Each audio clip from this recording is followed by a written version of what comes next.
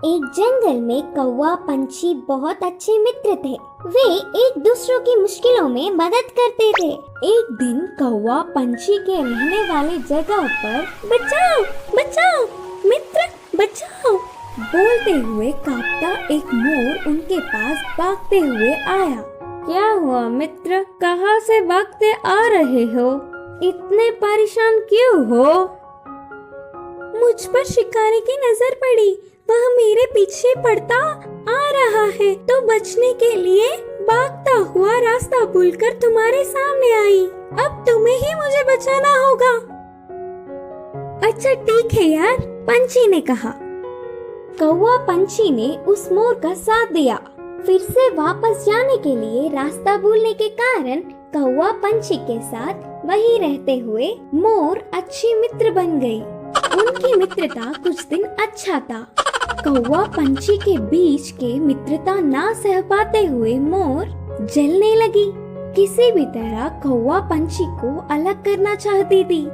एक दिन कौवा भोजन के लिए बाहर जाने के समय पर मोर ने पंछी से कहा, मित्र तुम कौवे से इतना ज्यादा मित्रता बढ़ाकर बहुत ही नजदीक रह रहे हो। क्या तुमने उसकी बदसूरती कभी नहीं देखी? उसे देख सब चिढ़ जाते हैं। तुम्हारा उससे दूर रहने में ही भलाई है। मैं जो कहनी चाहती थी वो कह चुकी, बाकी तुम्हारी मर्जी। वह सुनकर अचानक चौंकने वाला पंछी मोर से कहा, हाँ सच्ची, मैंने इतने दिनों से कौवे के बारे में सोचने की कोशिश भी नहीं की। हट, उससे क्या दोस्ती, उससे क्या मित्रता।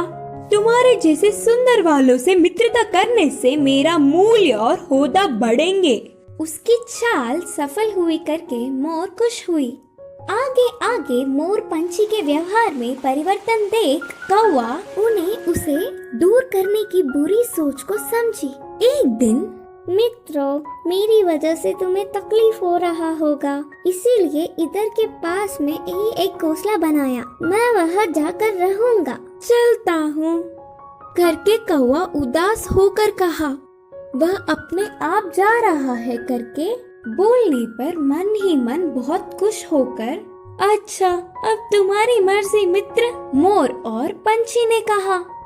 मोर और पंछी कौवे का भला टली करके खुशी मनाने लगे। ऐसे समय बीतता गया। पुराने मित्रों को छोड़ के आए हुए बहुत दिन होने से कौवे को उन्हें देखने की इच्छा जागी। पुरानी जगह पर उड़ता हुआ आया। उसी क्षण अपने पंख खोलकर नाचने वाले मोर पर एक शिकारी ने निशाना लगाया। कौवा देखा और परेशान हुआ। हटो वहाँ से, मोर मित्र हटो, खतरा खतरा बोलकर जोर से चिल्लाया।